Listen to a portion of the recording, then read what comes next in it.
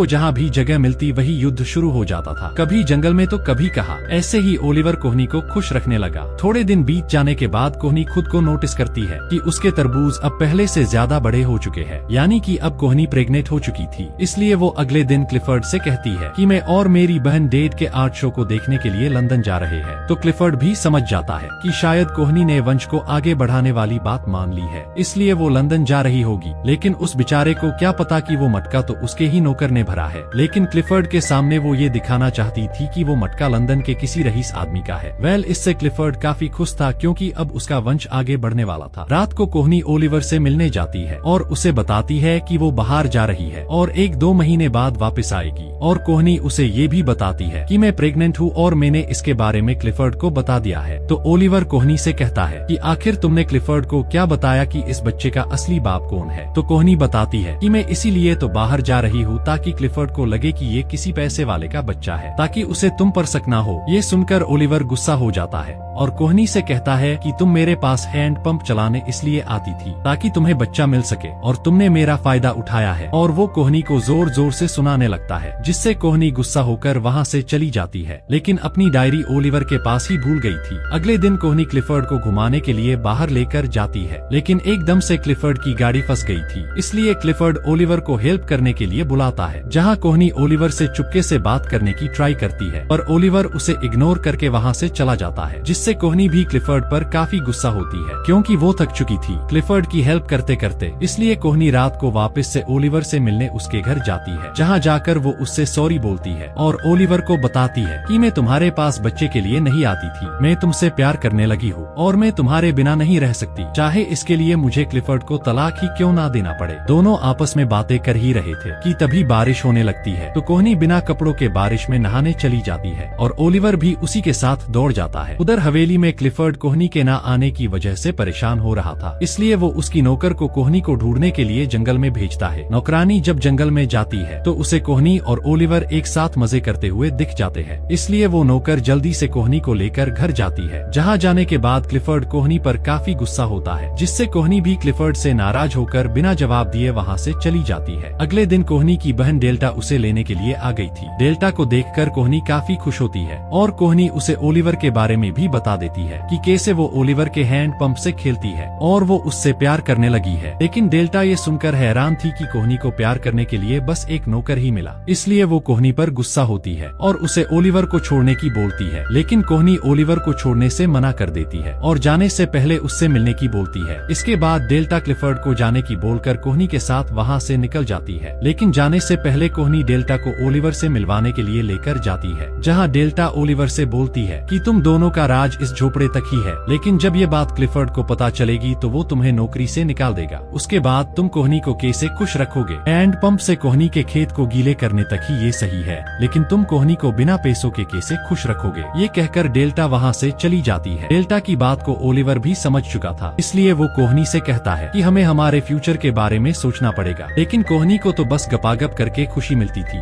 और वो कल जाने वाली थी, इसलिए वो आखिरी बार ओलिवर के साथ मिलकर गपागप करके अपने खेत को पानी पिला लेती है। अगले दिन सुबह डेल्टा कोहनी को लेने के लिए आ चुकी थी, इसलिए ओलिवर लास्ट बार कोहनी को बाय बोलता है और कोहनी अपनी बहन के साथ अपने घर आ जाती है, जहाँ भी कोहनी खुद को बहुत अकेला महसूस कर रही थी। दूसरी तरफ ओलिवर के बाहर जाने के बाद उसकी वाइफ का भाई उसके घर आकर इधर उधर मुंह मारने लगता है, तो उसे वहाँ कोहनी के कुछ कपड़े और उसकी लिखी हुई बुक मिलती है, जो कि वही रह गई थी। जिसके बाद वो सारे गाँव वालों को ये बता देता है अपनी मालकिन का चक्कर ओलिवर के साथ चल रहा है और ये बात पूरे गाँव में आग की तरह फैल जाती है। ये बात अब क्लिफर्ड को भी पता चल चुकी थी, इसलिए वो ओलिवर को अपने पास बुलाता है और उससे पूछता है कि मैंने सुना है, क्या वो सही है? तुमने मेरी बीवी के खेत को अपने हैंड पंप से पानी पिलाया है। लेकिन ओलिवर इसका कोई जवाब नहीं देता, तो क्लिफर्ड ओलिवर को जॉब से निकाल देता है और शाम तक गाँव को छोड़कर जाने की वार्निंग भी देता है। ये सारी बातें घर की नौकरानी भी सुन लेती है, इसलिए वो जल्दी से कोहनी को फोन करके सब बता देती है। तो कोहनी भी जल्दी से लंदन से वापस आ जाती है। आकर कोहनी सबसे पहले ओलिवर से मिलाने जाती है, जहाँ ओलिवर ओलिवर 9-2-11 होने की तैयारी कर रहा था तो कोहनी उसे बोलती है कि हमें यहाँ से भाग जाना चाहिए, लेकिन ओलिवर मना कर देता है कि हम नहीं भाग सकते क्योंकि मेरे पास न तो रहने को घर है ना ही नौकरी,